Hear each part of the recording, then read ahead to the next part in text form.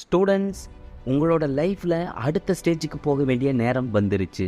உங்களோட மார்க்ஸ், உங்களோட ஸ்கோர்ஸ், உங்களோட எஃபோர்ட்ஸ் எல்லாமே அதிகரிக்க வேண்டிய அவசியமான நேரமும் வந்துருச்சு. நீங்கள் கடைசியாக எழுதின எக்ஸாம்பிள் வாங்கின மார்க்ஸ் தான் இது வரைக்கும் நீங்கள் போட்ட எஃபோர்ட்ஸோட ரிசல்ட். ஆனால் இனிமேல் நீங்கள் வாங்க போகிற மார்க்ஸ் இந்த செகண்ட்லேருந்து நீங்கள் உங்கள் எக்ஸாமுக்கு எப்படி ப்ரிப்பேர் ஆக போகிறீங்க, இந்த செகண்ட்லேருந்து நீங்கள் உங்கள் எக்ஸாமுக்கு எப்படி கஷ்டப்பட்டு படிக்க போகிறீங்கிறதோட ரிசல்ட்ஸுங்கிறத மட்டும் மறந்துடாதீங்க. ஒரு விஷயத்தை மட்டும் நல்ல மைண்டில் ஞாபகம் வச்சுக்கோங்க. படிப்பில் உங்கள் முன்னேற்றம் என்பது எப்பவும் மேல் நோக்கியே இருக்கணும். உங்களோட ஹார்ட் ஒர்க்குங்கிறது தொடர்ச்சியாக இருந்துக்கிட்டே இருக்கணும். இது உங்களால் கண்டிப்பாக கொண்டு வர முடியும். என்னால் இது முடியாதுன்னு தயவு செஞ்சு எப்பவும் நினச்சிடாதீங்க. எனக்கு ஞாபக சக்தி ரொம்ப குறைவு, என்னால் எதுலேயும் கான்சன்ட்ரேட் பண்ணி படிக்க முடியல, எவ்வளோ நேரம் படித்தாலும் என் மண்டையில் ஏறவே மாட்டேங்குதுன்னு இப்படி உங்களை பற்றி உங்கள் மனசில் இருக்கிற தாழ்வு உணர்ப்பாங்க ஃபஸ்ட்டு தூக்கி எறிங்க. உங்களோட எஃபர்ட்டை கொஞ்சம் கொஞ்சமாக தொடர்ச்சியாக போட்டுக்கிட்டே வாங்க. அது கண்டிப்பாக மிகப்பெரிய வெற்றியை கொடுக்கும். நீங்கள் கடைசியாக எக்ஸாம்பிளில் வாங்கின மார்க்ஸை விட 10 அல்லது 15 மார்க்ஸ் அதிகமாக வாங்கினா தான் உங்களோட க்ரோத் மேல் நோக்கியே இருக்குன்னு அர்த்தம். உதாரணத்துக்கு, மாரத்தான் ரேஸில் தொடக்கத்தில் மெதுவாக தான் ஓட ஸ்டார்ட் பண்ணுவாங்க. தென் கொஞ்சம் கொஞ்சமாக ஸ்பீட் இன்க்ரீஸ் பண்ணுவாங்க. டிசிக்னேஷன் பாயிண்ட் வர்றதுக்கு கொஞ்ச நேரத்துக்கு முன்னாடி அவங்களோட வேகம் என்பது அபரிவிதமாக இருக்கும். இது மாதிரி தான் உங்களோட எஃபோர்ட்டும் இருக்கணும். ஒரு பைக் ரேஸில் வெற்றி என்பது அது எந்த கம்பெனி பைக் அப்படிங்கிறத பொறுத்தது இல்லை, அந்த பைக்கை யார் ஓட்டுறாங்க அப்படிங்கிறத பொறுத்தது தான். அது மாதிரி தான் இனி வரப்போகிற எக்ஸாம்பிள் நீங்கள் எடுக்க போகிற மார்க்ஸ் அப்படிங்கிறது உங்களோட எபிலிட்டி, உங்களோட திறமையை பொறுத்தது இல்லை. உங்களோட மார்க்ஸ்க்காக நீங்கள் எவ்வளோ தூரம் ப்ராக்டிஸ் பண்ணுறீங்க, உங்கள் கிரேடுக்காக நீங்கள் எவ்வளோ ஹார்ட் ஒர்க் பண்ணுறீங்கிறத பொறுத்து தான் ரிசல்ட்ஸ் வரப்போகுது. நீங்கள் நினச்சி பார்க்க முடியாத அளவுக்கு உங்களால் மார்க்ஸ் எடுக்க முடியும். அதுக்கு நீங்கள் பண்ண வேண்டியது என்னென்னா, தொடர்ச்சியாக படிக்க வேண்டியது மட்டுமே. எல்லோராலுமே தொடர்ந்து படிச்சுக்கிட்டே இருக்க முடியாது. கவனச்சிதறல் என்பது வந்தே தீரும். இது தவிர்க்க முடியாத ஒன்று. நம்மளோட மைண்ட் நம்மக்கிட்ட இருந்து எங்கேயோ போய்கிட்டு தாங்க இருக்கும்.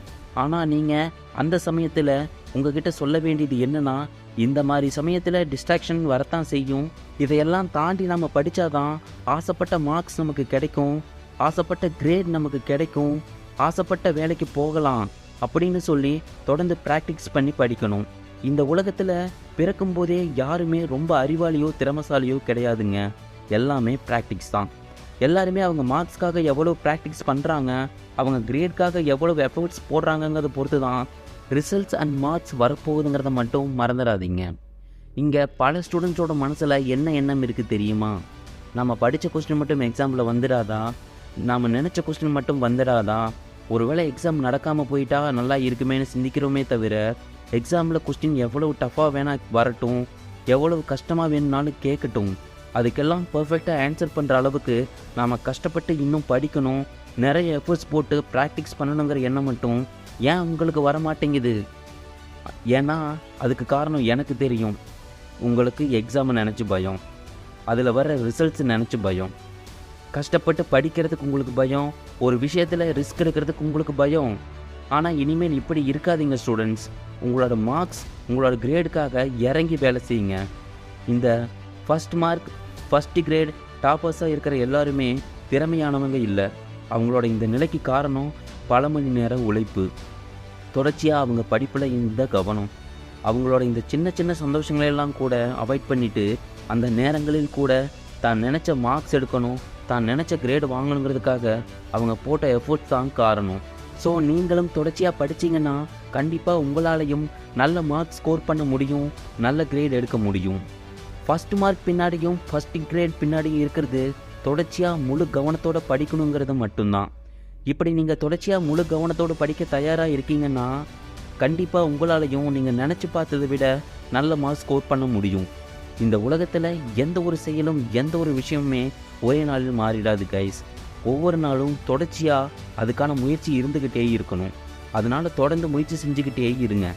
நீங்கள் படிக்கும்போது உங்கள் கவனம் எவ்வளவு தூரம் சிதறுதோ அவ்வளவு தூரம் உங்கள் படிப்பில் ஃபோக்கஸ் பண்ண ப்ராக்டிஸ் பண்ணிக்கிட்டே இருங்க. உங்கள் வாழ்க்கையை எவ்வளவு தூரம் கஷ்டம் வருதோ அவ்வளவு தூரம் முன்னேற்றம் இருக்கணுங்கிறது மட்டும் மறந்துடாதீங்க. இந்த ஸ்டடி மோட்டிவேஷன் வீடியோ உங்களுக்கு ரொம்ப யூஸ்ஃபுல்லாக இருக்குங்கிறத நான் நம்புகிறேன். வீடியோ பிடிச்சிருந்தால் லைக் பண்ணிவிட்டு வீடியோ பற்றிய கருத்துக்களை கமெண்ட் பாக்ஸில் கமெண்ட் பண்ணுங்கள். இது மாதிரி study motivation and study tips தெரிஞ்சுக்க எவ்ரிதிங் ஃபார் லைஃப் சேனலை சப்ஸ்கிரைப் பண்ணுங்கள். நான் உங்களை இன்னொரு நல்ல வீடியோவில் சந்திக்கிறேன் guys. Bye, love you all. நான் உங்கள் ஹரிஷ்.